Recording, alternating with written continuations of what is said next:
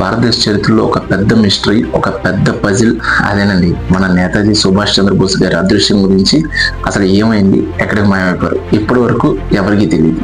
మీరు గమనించారా, మన చుట్టూ రోజు చాలా మంది మిస్ అవుతూ ఉంటారు, చిన్న పిల్లల నుంచి పెద్దవాళ్ళ దాకా.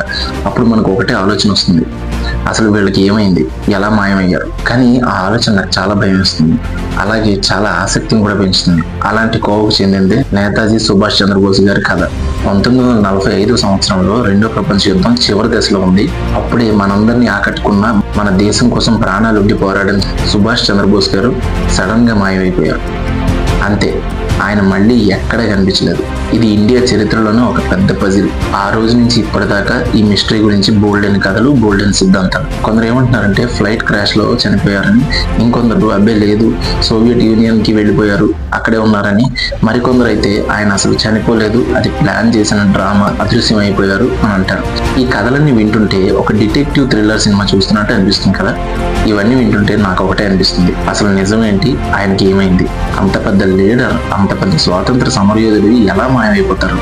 ఇది ఇప్పటికీ ఎవరికీ తెలియదు. అందుకే ఈ మిస్టరీ ఇప్పటికీ జనాలను, చరిత్రకారులను ఒకటే వెంటాడుతూ ఉంటుంది. నిజం చెప్పాలంటే ఇది చాలా మందికి ఒక పెద్ద ప్రశ్నగా మిగిలిపోయింది. మీరు కూడా ఈ మిస్టరీ గురించి ఏమనుకుంటున్నారు? మీకేమైనా కొత్త సిద్ధాంతాలు తెలుసా? కామెంట్స్ లో నాకైతే చెప్పండి. ఎందుకంటే ఇలాంటి విషయాలు డిస్కస్ చేసినప్పుడే కదా కొత్త విషయాలు తెలిస్తే మనకి.